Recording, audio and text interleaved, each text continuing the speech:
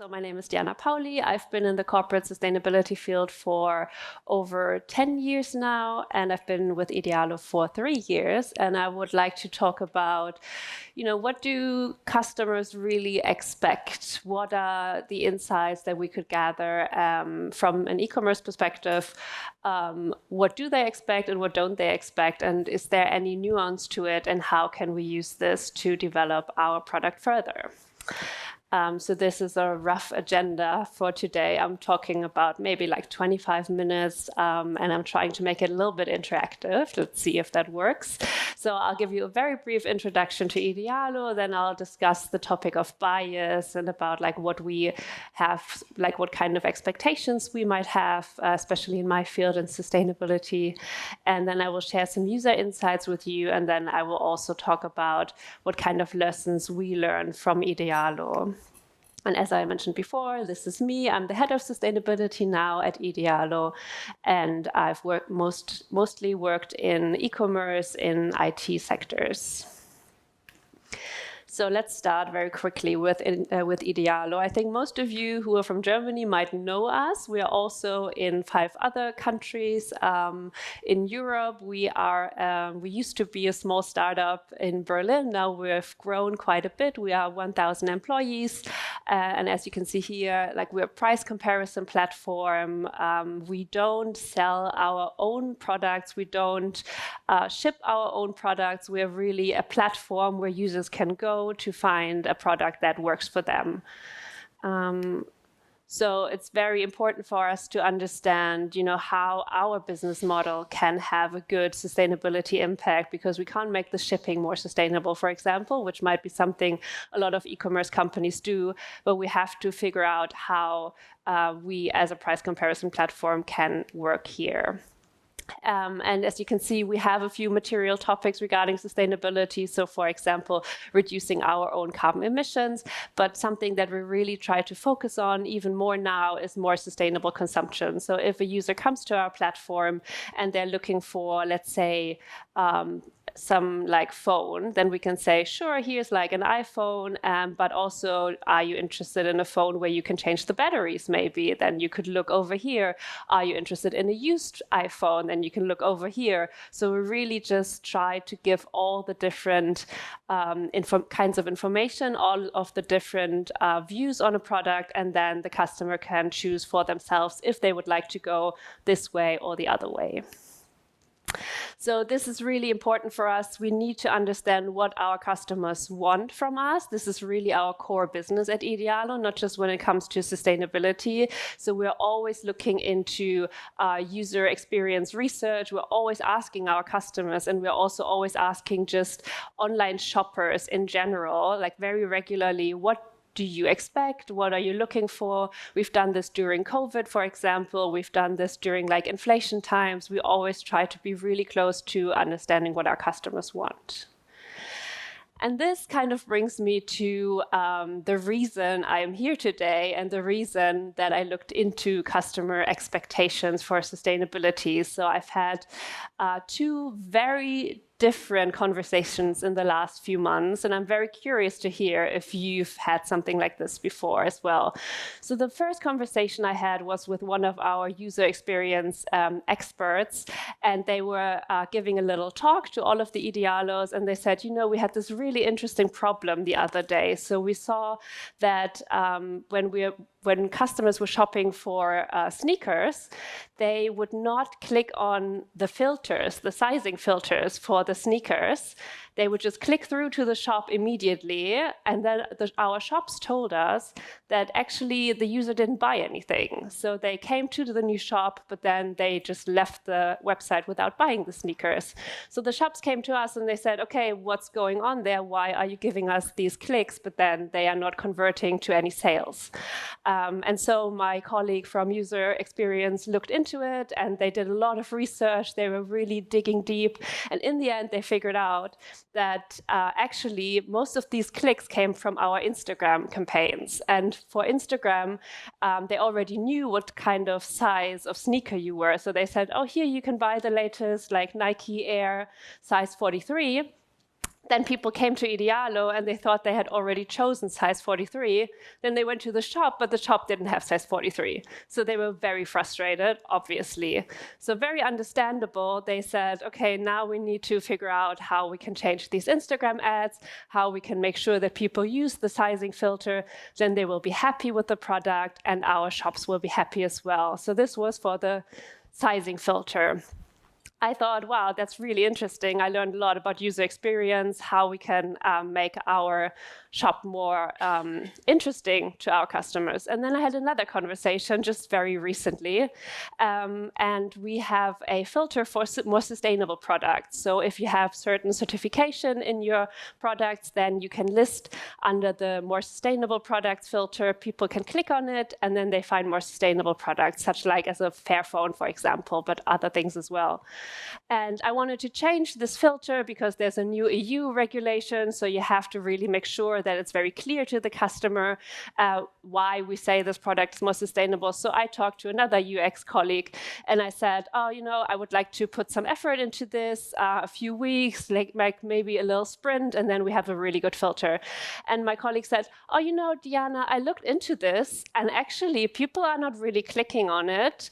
And so I think it's very clear to me that people are just not interested in sustainability. So I think we should just get rid of the filter. And that's really interesting, right? Because no one would have said, oh, people are not interested in size. Like when they shop for sneakers, people don't care about size, so we should just delete the size filter. But when it comes to sustainability, we are not really talking about this topic with the same kind of nuance, I would argue. So, and this was really the break point for me where I thought, okay, I actually have to make a case for why that is not true and how we can understand a little bit better what customers need. And it's not yes or no. It's not like either our customers are 100% interested or 100% not interested. The answer is somewhere in the middle. And that is why I came to the journey of beating the bias, so to speak. So I found a few of my colleagues who were able to help me with this, and we made a representative panel survey. So for one, we really looked into just online shoppers in general from different kinds of markets in France, in England, in Germany, in Spain, I think as well. And then we also did on-site surveys. So when you use Idealo, you can come to our website, you can buy something, and then maybe you will have a little pop-up that says, hey, why did you click on this? Are you interested in these kind of products? And why are you interested in this? So this would be an on-site survey. And we did these during Q4 of last year until Q1 of this year. And we focus on two topics here. So once we wanted to understand sustainability in general. Is this something our customers are interested in? Why or why not? What kind of information can we get here? And then also we wanted to look into used goods because ever since, inflation has been really, really high in the last few years, we can see that even customers who might not really see themselves as more sustainable shoppers, they are now interested in used goods because it has this kind of sweet spot between being a more sustainable option, but also being cheaper. And sustainability in general is seen as a more expensive alternative. So we wanted to understand, is there a difference here? How can we address that? And yeah, so this is going to be now the presentation about the results. And I would like you to also have a little guessing game with me. So I wrote down a few hypotheses that I had in my head about what our customers would like. And I will show them to you. And then you can raise your hand if you think it's true. And then we will see if you're correct. Okay? So this is the first hypothesis, and I thought to myself, online shoppers would like to consume used products more often, but they perceive some kind of barriers.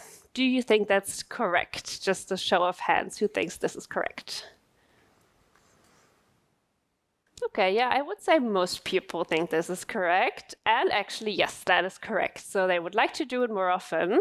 And here you can see the data. So we asked them, Have you ever encountered any of these challenges when you want to shop for used products? And you can see here a lot of people said, I'm really unsure if this is a good product. What are the conditions? Do I get something that's been used so much that I actually can't really use it anymore? Some people thought, oh, maybe the warranty is not really good. Can I send it back? What if I don't like it? And so there was really a high number of different kind of worries that our customers have, which keeps them from buying used products. So very interesting for us to know. Now let's come to the second hypothesis. When buying used goods, online shoppers show the highest interest in purchasing used electronics. So I thought to myself, when I buy something online, I always buy used phones, for example, because they're really good still. They have a lot of warranty left. You can't really tell the difference, and they're so much cheaper. And this is also one of our biggest product categories is actually electronics. So for us, it would be really good to know that people are really looking into used electronics. So again, raise your hand if you think this is correct. Okay, I would say maybe a third of people think this is correct. Actually, it's not correct, unfortunately. So this was a very big surprise for me as well, because I've always been pushing at Idealo and telling people, no, we have to get more used electronics. Actually, it's not the number one. It is up there, but it's roughly on third place. So what's really interesting to our customers is actually books and media, afterwards clothing and accessories, and then electronics. And we can also see here that there's a slight difference between the different markets. So for some markets, maybe electronics is more interesting. I know that in France, for example, it's easier, I think, to like recycle or like upcycle your products or get them repaired. So maybe they would be more inclined to buy electronics. So this is very different, and also really important for us to understand that different markets here have actually different needs. Now, the third hypothesis, offering used products is expected more by younger generations.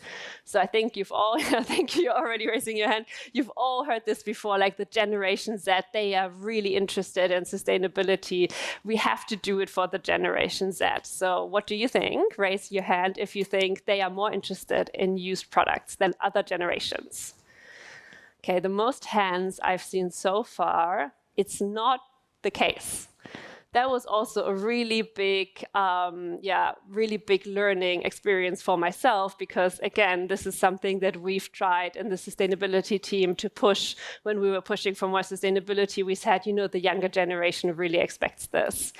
And it's true, they expect it, but you can see here, so we asked them what they expect online shops to offer. And you can see the used products is the fourth from the top. So roughly 1/3 of all the generations expect used goods. But when you look at the younger generation, actually, it's even a tiny bit less. So it's pretty much the same. So all the generations roughly have the same expectations towards used goods. And so we can't really rely on the next generation to make it better. We really have to see how we can cater to all of the generations similarly. Now I have 3 more hypotheses on sustainability in general. And the first one is, online shoppers don't necessarily know that used goods are also more sustainable. What do you think? Are they aware that this is also sustainable? Okay, raise of hands, please. Who thinks they don't necessarily know this? Okay, yeah, almost half, and you are correct this time. So we asked them, which of the following aspects do you associate with a product being more sustainable? We got a lot of different answers for this, so like eco-friendly packaging, for example, but it being sustainable was actually down here. So a lot of people are actually not aware of this, and maybe this could be a helpful information for them to decide to get a used product in the future.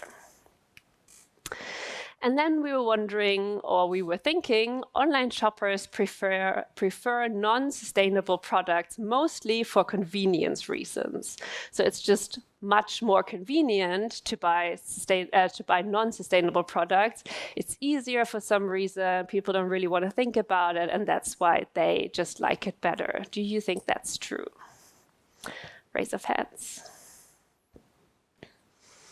okay, a little bit more unsure here. It's actually also not true. So you can see here we asked, which of the following difficulties do you face when trying to find products online that are made in an environmentally and socially responsible way?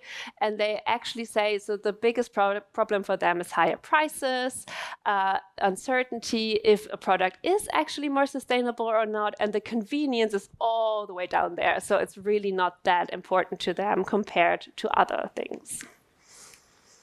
The last one, we're almost done. Online shoppers who frequently look for sustainable products are not aware of the sustainable products filter on Idealo. So this was really the most important question for me, because I really wanted to go to my colleague and tell him, you know, we actually don't have to get rid of this filter. People just don't know that we have this filter.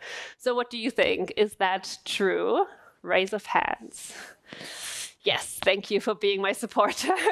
It's partially true. So we looked at this question, and this is something we asked everyone who was already on Idealo, right? So they were already buying something on Idealo, and we asked them, are you aware that you can filter by sustainable products on Idealo?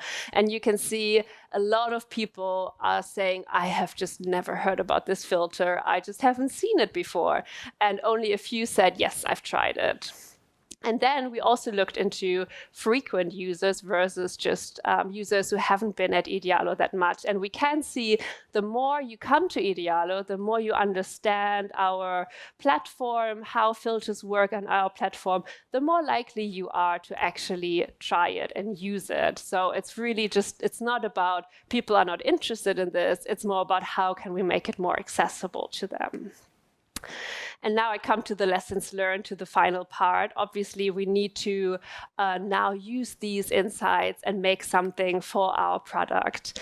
And regarding sustainability, we can definitely see that our users still prioritize deals over sustainability, but it is very complex. It's not about yes or no. It's really about different kinds of categories. It's about, you know, just how the market is in that moment. And we can see that there are some sweet spots, which is like getting a deal, but also doing something that's more sustainable that we can really leverage for us. We can see that perception of high prices is a really big barrier. So people just assume I can't afford sustainability, and this is a problem that we have to tackle. And then we can see that users are interested in filters, thank God, but sometimes it's a little bit hard for them to find. So this is just something that we need to fix. When it comes to used goods, we can see that they are cheaper, people are more open to them, but they just don't really have that connection that it's also sustainable. Do we need to make that connection? I don't know. Maybe it would be interesting for our shops as well to show we have more sustainable options and they are used goods. Quality concerns are a really big barrier. So what we're actually implementing very soon is that we will have a little badge where you can see it's like brand new or refurbished or it's used, so that also when you compare prices, because obviously a refurbished phone would be a higher price than a used phone that is not refurbished, you can actually understand what you're getting. So this is really big, and this is already something that we've been implementing now. And we can see interest vary across different markets. So what my colleagues from the other markets tell me a lot is that they say, you know, our biggest market is Germany, so we test something on the German market and then we just copy it to the other markets. And a lot of the time this doesn't work, and it also doesn't always work for sustainability. So we have to understand how the other markets are reacting to sustainability. And now a little outlook for us. So we can definitely see sustainability can play a crucial role in finding and retaining users across all generations, across all markets. This is an option for us. And we really need to verify and falsify our subconscious assumptions. And this is something I would also like to give to you as a piece of thought for the future, for your work. You might have some bias, some assumption in your head, what people think, what your customers think, and you have to verify or falsify it in order to really get the best results. And that's it from my side. Thank you so much.